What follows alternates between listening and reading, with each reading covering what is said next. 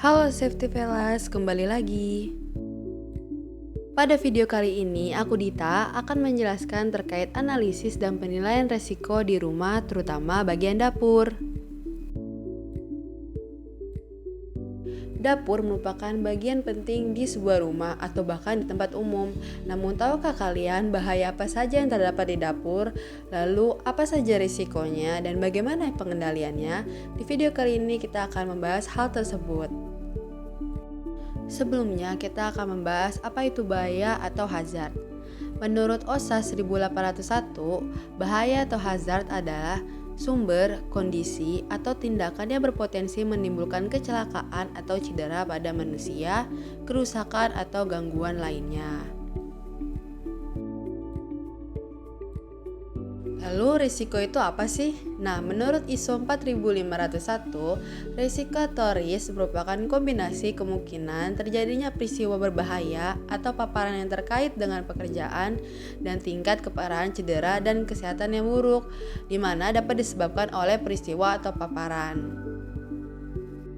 Lalu dalam video kali ini, outline yang akan kita bahas adalah yang pertama, identifikasi bahayanya. Yang kedua, analisis dan penilaian resikonya. Dan yang ketiga adalah bagaimana pengendalian resikonya. Yang pertama adalah terpotong atau teriris. Perhatikan posisi tangan pada saat memotong di dalam video ini. Posisi tersebut membuat jari lebih beresiko teriris atau terpotong pada saat memotong. Hal ini dapat menimbulkan cedera. Untuk penilaian resiko terpotong atau teriris, frekuensinya memiliki skor 4 dengan keterangan likely atau dapat beberapa kali terjadi dalam setahun. Sedangkan untuk konsekuensinya memiliki skor 2, yaitu dengan keterangan minor atau cedera yang dapat hanya cedera ringan atau luka lecet, sehingga didapatkanlah resikonya 4 kali 2. Jika kita lihat dalam matriks resiko, maka resiko yang didapat itu adalah resiko sedang atau moderate.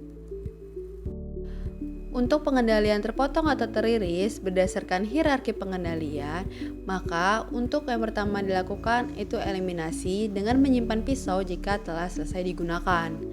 Yang kedua itu ada substitusi, itu menggunakan sarung pelindung pisau sebelum disimpan atau dioper atau setelah digunakan. Lalu ada administrasi. Yang pertama itu jangan menggunakan pisau saat bercanda. Yang kedua menggunakan posisi tangan yang aman saat menggunakan pisau. Yang ketiga saat menyerahkan pisau harap memberikan pegangannya. Lalu bahaya selanjutnya itu ada terbakar atau terciprat minyak. Perhatikanlah sikap memasak di dalam video berikut ini. Tangan pemasak di dalam video ini sangat riskan untuk terkena cedera dari wajan. Selain itu, dia juga tidak menggunakan sarung tangan khusus pada saat memasak. Untuk terbakar atau terciprat minyak, penilaian resikonya memiliki frekuensi 4 dengan keterangan likely atau dapat terjadi beberapa kali dalam setahun. Untuk konsekuensinya memiliki skor 2 dengan keterangan minor, yaitu cederanya ringan atau luka lecet, sehingga didapatkanlah risikonya 4 kali 2. Dari tabel matriks risiko, maka didapatkanlah risikonya itu moderate atau sedang. Untuk pengendalian dari resiko terbakar atau terciprat minyak, berdasarkan hierarki pengendalian, yang pertama adalah eliminasi, yaitu menghilangkan bahaya dengan cara pertama menutup wajan saat menggoreng yang menimbulkan cipratan minyak. Lalu yang kedua, jauhkan air dari minyak yang panas. Nah, untuk administrasinya, pada saat menggoreng frozen food atau makanan tinggi air, masukkan secara perlahan dan hati-hati. Lalu yang kedua, melapisi tangan dengan pelindung tangan atau sarung tangan khusus agar tidak langsung bersentuhan.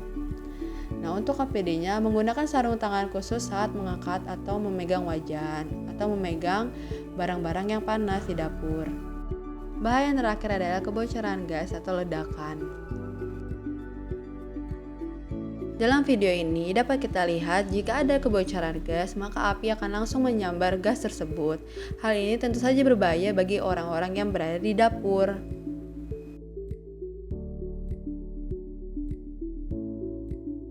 Tidak hanya itu, memasak sambil main HP dekat kompor gas juga akan meningkatkan risiko terjadinya ledakan.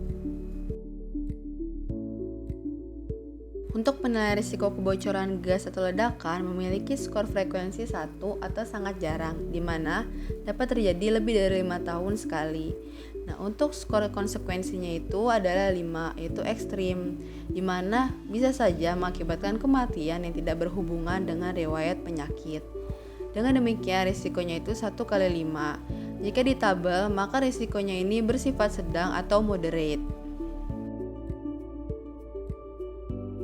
Lalu bagaimana pengendalian kebocoran gas atau ledakan? Nah, berdasarkan hierarki pengendalian yang dapat kita lakukan adalah yaitu substitusi, itu mengganti kompor gas menjadi kompor listrik. Lalu yang kedua ada rekayasa engineering, di mana meletakkan gas di tempat yang jauh dari bahan-bahan yang mudah terbakar. Lalu ada administrasi, di mana yang pertama adalah memasang klem tabung gas dengan baik-baik dan hati-hati. Lalu yang kedua, jika ada bau gas, segera hentikan kegiatan memasak dan segera memeriksa tabung gasnya.